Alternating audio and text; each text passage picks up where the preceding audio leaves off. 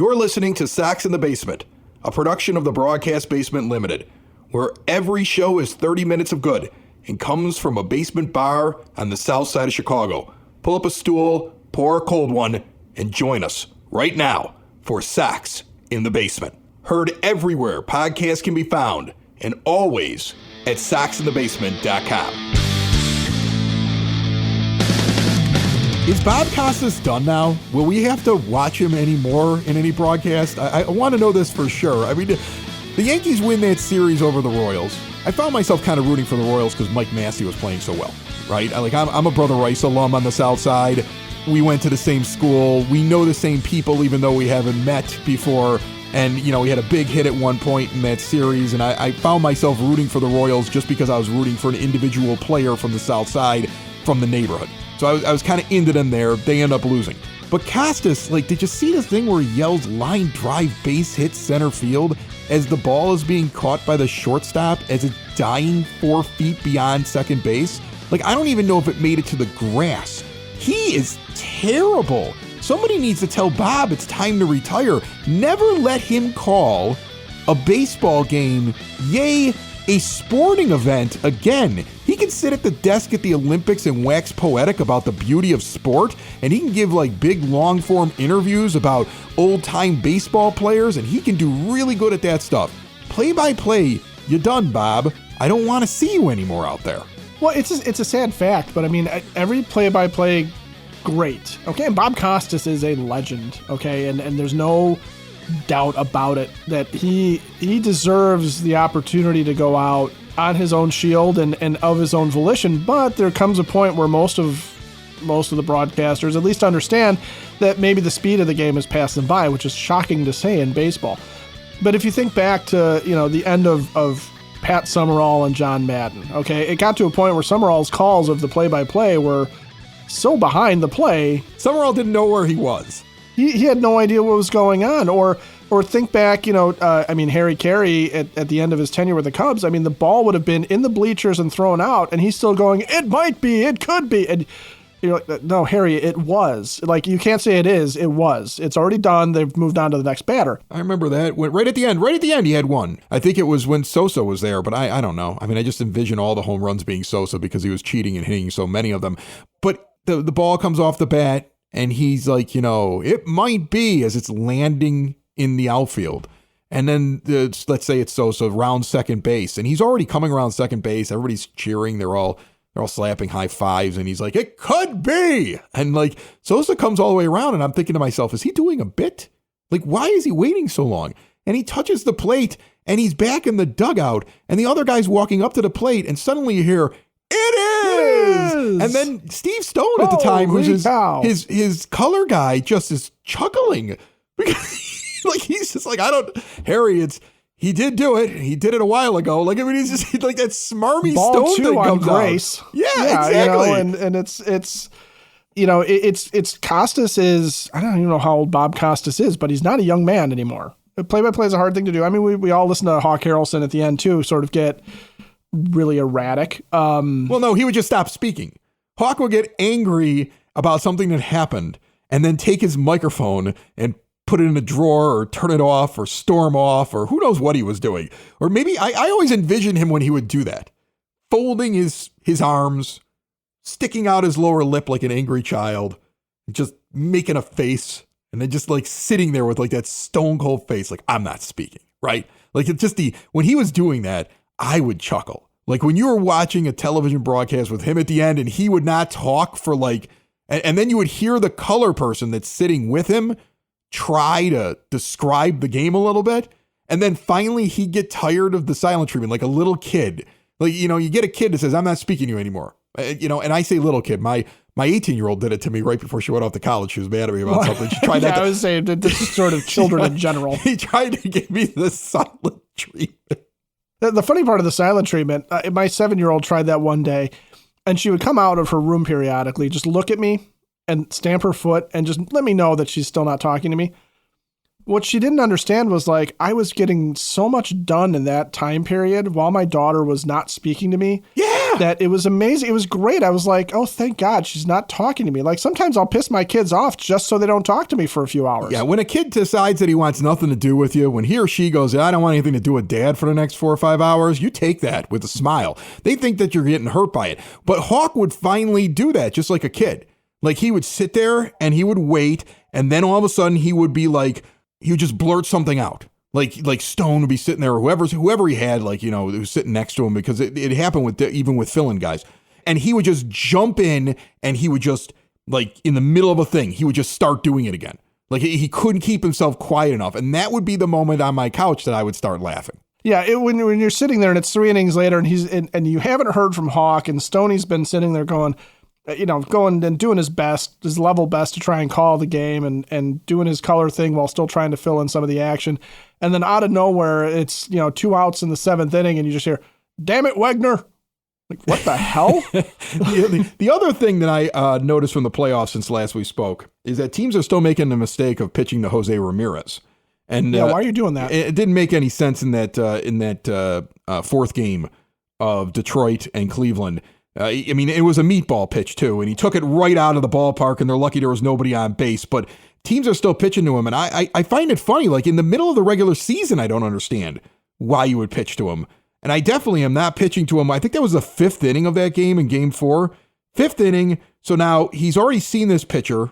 You're in a tie ball game, and he can hurt you, and every base is available. Like sometimes the lack of moves are the worst moves in a baseball game. Well, and especially Ramirez in that Guardians lineup. I mean, he's basically, you get the Barry Bonds treatment for him, right? I mean, you'd almost walk him with the bases loaded in the right situation, just to avoid extra damage being done, because he's really, not only is he heads and tails their best hitter, but he is absolutely positively, not being surrounded by guys who are frightening and all that much. He's the only one. He's the only one in the lineup that would frighten me. And so if you only have one guy, I mean, think about this. If the White Sox one day make the postseason, try not to laugh, but the White Sox one day make the postseason, and you've got one really good hitter. I mean, I'm trying to come up with a good example for this, but let's take prime Luis Robert Jr. when Luis Robert Jr. is actually like playing. Not this year, Luis Robert Jr. Let's say it's last year, Luis Robert Jr. Right. Last year, Luis Robert Jr., and somehow that team makes it into the postseason. There's nothing else in the lineup that you're afraid of. Even if they would have gone out and added a bat or two, they wouldn't have added a bat or two that would have been scary. He would have been the only scary thing. He had just under 40 home runs that year. He was stealing bases left and right. He was the whole offense. You wouldn't pitch to him. And so, like, with Ramirez, there is talent on that team. They've got guys who can hit the ball. They've got some exciting players that are on that Guardians team. There's a reason they're the 2 seed. But he's a completely different player. And it's funny to me to watch managers, like, not say this guy gets special treatment. I don't understand that. I feel like it's a new thing. I feel like maybe analytics have started to make these guys believe that there's a way to get every guy out. Well, if you pitch him this perfect way and you get him in this situation, everybody can be taken out. All you are is one mistake pitch. And that was a mistake pitch. There's no way he intended to put the ball nearly dead center without any movement. No, that was definitely a mistake. I mean, you look at the replay of that, and it's not what he wanted to do. It's not what he wanted to do in that scenario. And you're right about the analytics of it. And AJ Hinch is, a guy that does know something about that. And you do wonder, though, too, if some of the things that they do in the regular season, some of the things that Hinch maybe thought, this has worked before. And again, I don't know the stats off the top of my head of what the Tigers did against Ramirez in the regular season.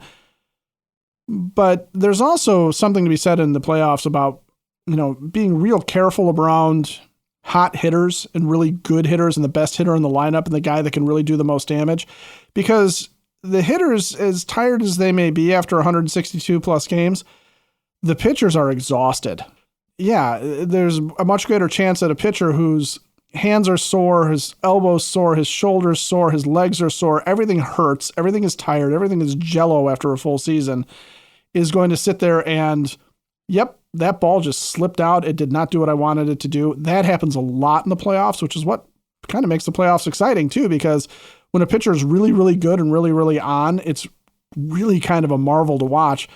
but you see these crucial mistakes getting made, right? You think about and again, I feel like we're picking on a lot of interesting past stuff here, but Dennis Eckersley, who was at the time the best closer in baseball by far, still serves up something to Kirk Gibson. That's, a legendary moment in World Series and Major League history, watching that, But you would have pitched to Gibson because he was injured and nobody even expected him to play. You would have pitched him. I'm not saying that La Russa should have walked Gibson in that situation. I'm actually taking it to, with Hinch, even if the analytics say that this is perfect, you still have to think about what it is that, the pitcher has in the tank versus what it is that the hitter has in the tank. And in that situation, Jose Ramirez has a lot in the tank.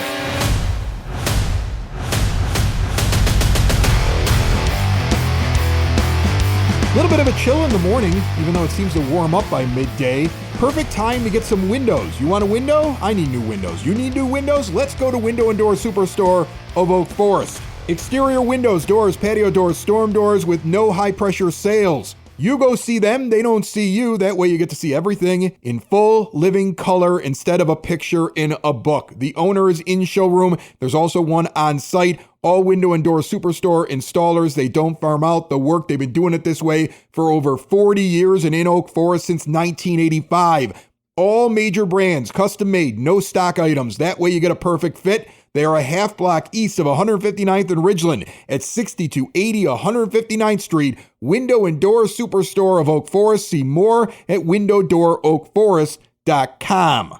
So let's talk about some of these managers that the White Sox are rumored to be around. We're going to hear a lot of this stuff. You're not probably going to hear about a hiring for a little while. It seems like a giant net is being cast, and that's something you really want. You really hope that it's not, we're going to throw out a big giant net, and then we're going to just keep Grady. And I find it funny that so many people want Grady before we get into some of these names. Like I've seen some online polls. I've seen fans write comments underneath our shows, like on social media. People have sent things in and everybody's like, I think Grady's a nice guy. I think we should. I get that you think he's a nice guy. He's a good looking guy. He's got a great smile. The players seem to like him. Is he a Major League Baseball manager for 162? Is this who you want around? I think if you keep Grady Sizemore, you're telling me it's going to be half a decade before you're any good. It's like sit back and relax. And I don't think that it's going to take that long, folks. We talked about it on the last show. You have a lot of pitching.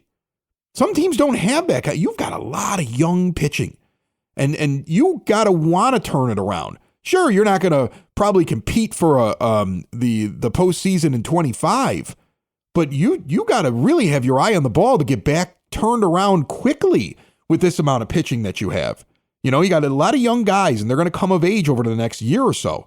And they're going to be up there, and they're going to be doing very, very well. And you're going to want to be able to add bats. Like I said, you got lots of playoff flexibility, and you're going to want to have a manager that's going to be able to take advantage of when all of a sudden things are starting to click for the team. So the Sizemore thing, I wouldn't be pounding my fist on the bar angry if they brought him back, but I'd be disappointed. And I'm surprised by how many people don't seem like they would be disappointed in that. They'd be like, oh, he's a good guy. Let's keep him around. I really would like to see them go out, do a real search and pick a guy. Yeah, well, yeah, it's hard to fathom that Grady has enough to really do what the White Sox need to have done, which is not an easy task for somebody who's never done it before. Well, I mean, is he able to teach? Is he able to also do in-game? I mean, here's the things he has that's going for him. Here's what he has going for him. Works well with the front office. Have not seen that from a manager in a while, right? I mean, like La Russa wasn't working well with his front office because his buddy put him in there and he didn't need to listen to anybody. Pedro clearly wasn't getting along with Getz because Pedro was actually talking about the lack of communication, and Getz clearly didn't want this fool around and was stuck with him a lot longer than he wanted to keep him, right? And so there's been issues. I mean, we even had, if you go back to Renteria, even though things were working very well with Han at the beginning, at the end there was a disconnect. You could see it. Who's actually making the lineups, and Ricky wanted to go in one direction in terms of development, and Han ready to say, no, we're ready to take the next step. Now I want you to manage differently. We've seen some manager front office dysfunction here for a while. So that's, at least he checks the box of he gets what they're doing, and he isn't going to get in Chris Getz and the rest of the guys that he's employed to develop and everything else like that. He's not going to get in the front office's way. He checks that box at least. Buck Showalter doesn't check that box. No, Buck Showalter comes in with a real preconceived idea of what Buck Showalter wants to do in a dugout. And, any other established manager, Mike Scioscia would be the same way, right? Whether or not they get along with Chris Getz, that's going to be up to Getz to determine. And I would say it's foolhardy to believe that you're going to find a manager and a general manager who are always going to be 100% in agreement with each other, because at some point and on some level, Getz is going to believe in players that the manager sees something on the field that they don't like, or Getz is really going to have made an acquisition or done something to the roster that is going to upset how the manager liked to use the players. And it could be something minor, something like sitting there saying, we're going to start doing bullpen days when a starting pitcher goes down, as opposed to bringing up somebody to fill in the rotation spot. I mean, stuff like that can cause friction between manager and general manager. So I'm not really worried about whether or not there would ever be friction or never be friction, but I agree with you. Grady Sizemore and Chris Getz get along very well with each other. They seem to be in lockstep, and that's partially because I think Grady doesn't have a feel for what he wants to be as a manager and hasn't asserted himself. And Grady's happy to be there. He was hitting a time clock in Arizona as an intern, getting paid $15 an hour, and he's a Major League Baseball manager. I mean, like that. Like, if you ever wanted a manager in the dugout that doesn't even know that he can say no to the front office, like, that's the guy. Right. Right? Like, he's just happy to be there if you make him the manager. He's just like, man, I'm living the dream. Like, I mean, if he's hired for that. He's hired because he will never argue with his boss. That's what that hire is. And he can teach. And I will say this, I think this is probably true about Grady Sizemore. He is a recent enough player that he has a feel for the current game. He was a guy that had a lot of success in the majors. Remember, it was injuries that cost Grady Sizemore. It's not a guy who was like, really good for a year or two, and then all of a sudden, for no discernible reason, stopped being able to hit. He's been there. So I always think that, a guy that was a successful major league player, played for a couple different organizations, has the ability to be able to pass that knowledge on. Okay. So he can teach and he could work well with Chris Getz. So he is basically an instructor that is going to have to walk out, fill out a lineup card, and occasionally go out and look a lot prettier than the umpire he's arguing with. Buck Showalter, I'm sure, can pass on some knowledge as well. I'm sure that some of the coaches that are getting fired, there's a bloodletting of coaches in the Braves organization. That's a very successful organization, but they just decided after this year that, their hitting coach, Kevin Seitzer, had to go. They fired two other coaches with him. There's guys that are going to be out there once the playoffs are done and going to be available to talk to that can also teach, but also maybe have a better feel for what they want to do as a manager, have a better feel for the in-game stuff. I don't know Grady Sizemore well enough to know if he can do the X's and O's part of it. I do think that there are players who really do understand the nature of the game, and they do make excellent managers. A lot of times, and you and I have talked about this, you see shortstops and catchers doing that because they're so involved. They're the captains of the infield, and the catcher's involved in everything that happens on the field.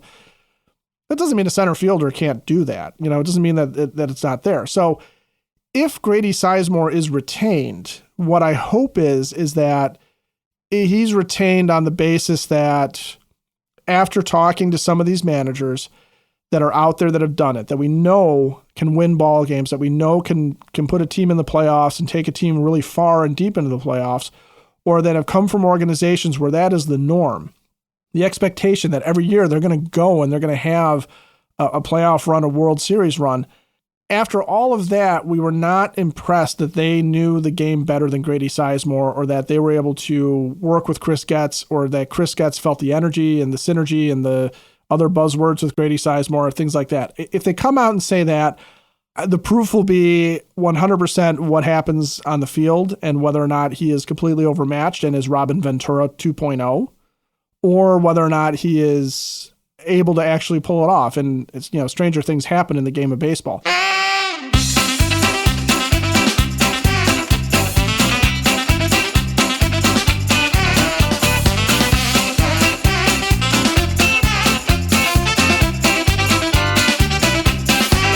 On the phone line with me right now, the Sox nerd, Dave Marin, who puts all those incredible tidbits up on the scoreboard at the rate during the season and joins us year-round here on Sox in the Basement, where there is no off-season. And he's brought to you by the Village of Lamont. Want to experience a downtown with real history, great eats and drinks, and green spaces filled with adventure? Visit the Village of Lamont. Shop, dine, drink, explore. Check out this weekend a Monster Mash Carnival at the Forge for all ages, and next weekend a fall color walk and everything they have going on in the Village each and every day at lamontdowntown.com. Nerd, what do you got for me?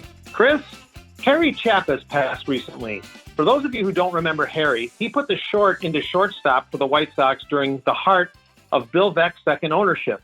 The Maryland native made his big league debut for the Sox in late 1978 and hit .267 in 20 games.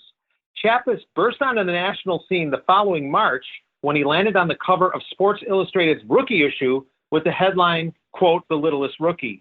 Spoiler alert, Chappas was one of the first victims of the SI cover jinx. Sports Illustrated dubbed Chappas the littlest rookie because he was short. How short is a matter of debate. Harry Carey claimed at the time Chappas was 5'3". The common belief was that he was 5'5". Baseball Reference, which is the source I go by, lists Harry at 5'7". The combination of Barnum Bill Veeck, who once sent 3'7" Eddie Goodell to bat, and Chappas led many to believe that Chappas's quick promotion from Class A to the big leagues was just a stunt. The fact that there were a few cringy staged photos during spring training of 1979 didn't do much to dispel that fact. Chappas never really took to the hype in his desire to be more than just a sideshow. While Harry did open 1979 as the Sox shortstop, he was sent to the minors because of a base running gaffe. He played 26 games in both 1979 and 1980 and never played in the bigs again. In case you were wondering, the shortest player in White Sox history, according to Baseball Reference, is 5'5" Jess Cortazzo, whom I've referenced on this pod before. The 18-year-old grounded out third to first as a pinch hitter for Red Faber in his only MLB at-bat in the Sox 14-6 win over Cleveland on September 1st, 1923 at Comiskey Park. The shortest pitchers in Sox history measured 5'6", and they were Hall of Famer Clark Griffith, Elmer Strickland, and Jose Acosta, who all pitched before 1923. The shortest Sox pitcher of recent vintage was 5'9" Davy Garcia, and the last time the Sox had a left-handed pitcher shorter than 5'10" was 5'9" Vic Derensburg in 2004. Before I get to my zinger, a reminder, you can access my blog at soxinthebasement.com, and there is plenty of Sox nerd material on Twitter. My zinger, how about one on another dead guy, Pete Rose? Did you know, Chris, Charlie Hustle played his first ever game for his hometown Cincinnati Reds against the White Sox? It's true. On March 10th, 1963, in his spring training debut, Rose doubled to start the 14th inning and later scored in the Reds' 1-0 win over the Sox in Tampa Bay in his inaugural Grapefruit League game. That's it, Chris. Probably more than you wanted to know on Harry Chappas, Bill Veeck, Short People, and Pete Rose.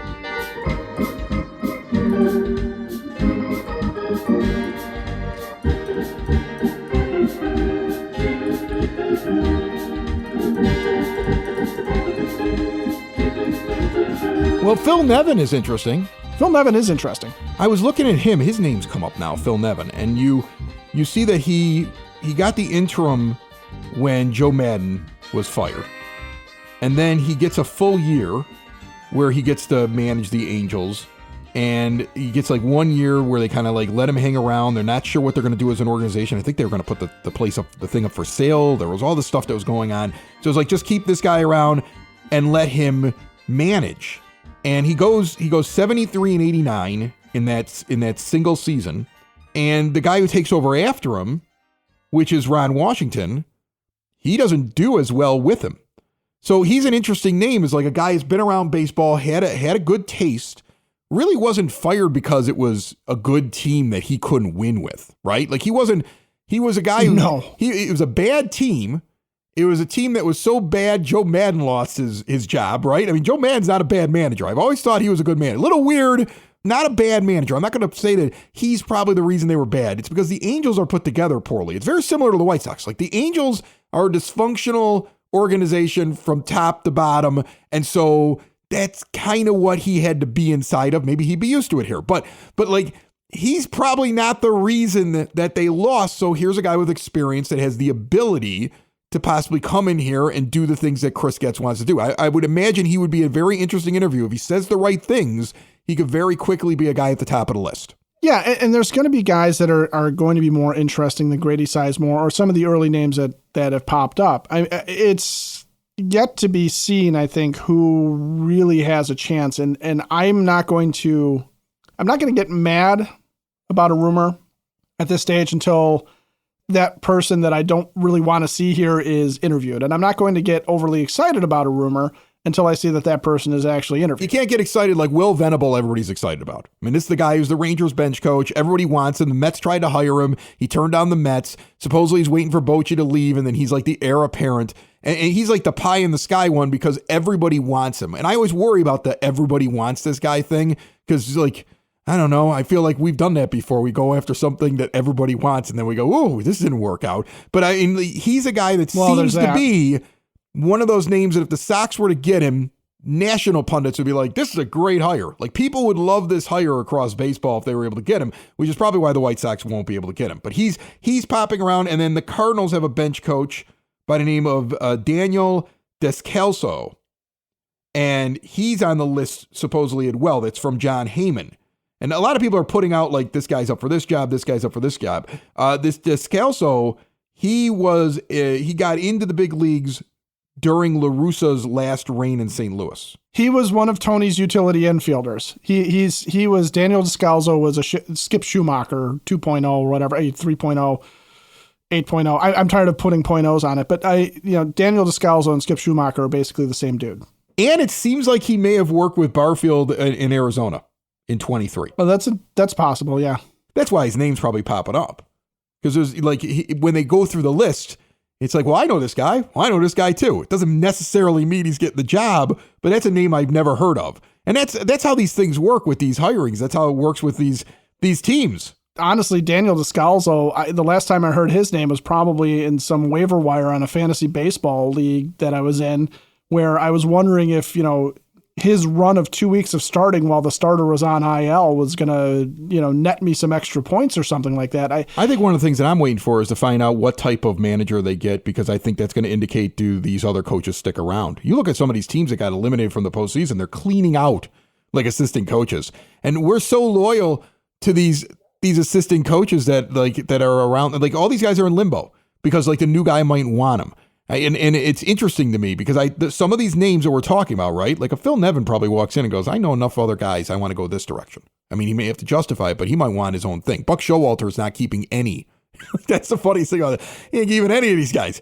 He's coming in, he's bringing in his own group, but then some of these other guys might sit there and say, yeah, if you hire me, I mean, I don't know who I'd bring in. You tell me who you want to have as a coach. I mean, like, and that's one of the more dysfunctional things that the White Sox do, is that they don't let the guy who comes in pick his staff. Like they gave Pedro a couple of staff members. And then when he left, they left. They have their guys that are basically hired by the organization in some of these roles that the manager doesn't really get a say over. And I would just love if the new guy gets to walk in and pick his staff. Like, I don't care what what has anybody on this staff accomplished that justifies them sticking around? Like, has Ethan Katz really been that good?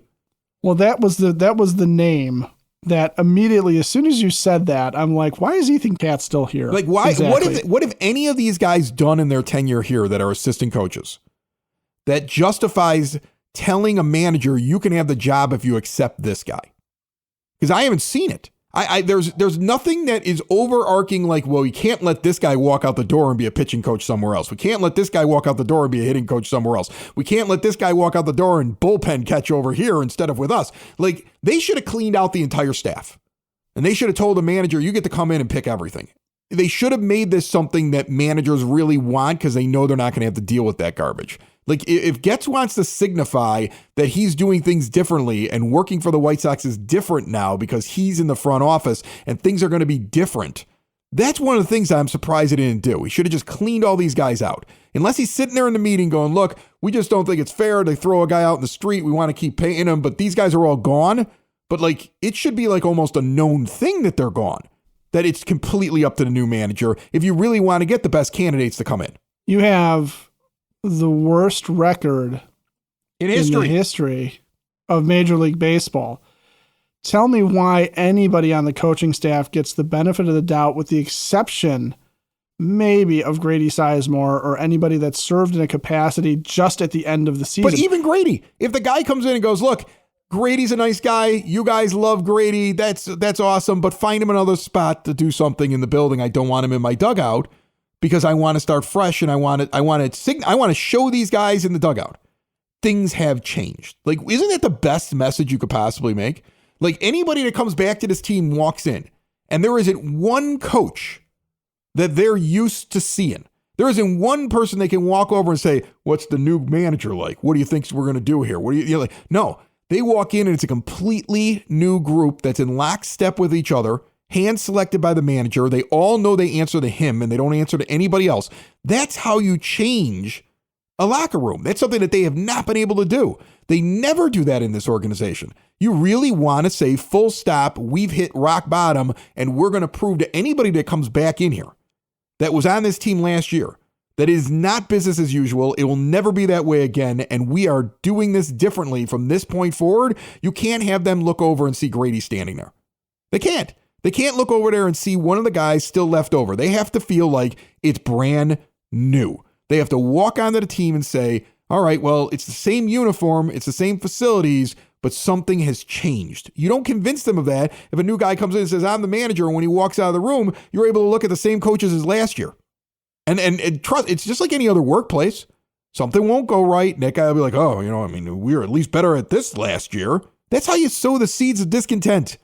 You have to clean it all out and start it all over. Grady, I think, is he's clearly valuable. They clearly like him. That's why they brought him over to the organization. That's why they made him just a coach and they didn't give him a title. And they kept him there for when they were going to fire Pedro, and then they gave him the job. Like, it's so obvious that that's what it was. And so they want to keep him around. But you know what? If you think he's going to be a talented manager, stick him in the minor leagues.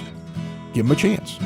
Yeah. Or find him a role inside the organization, but not in the clubhouse. I think you need to clean out everything in the clubhouse and start fresh if you really want to prove that things are going to be different. Sox in the basement. Sox in the basement. Sox in the basement. Sox in the Basement. Heard everywhere podcasts can be found, and always on soxinthebasement.com.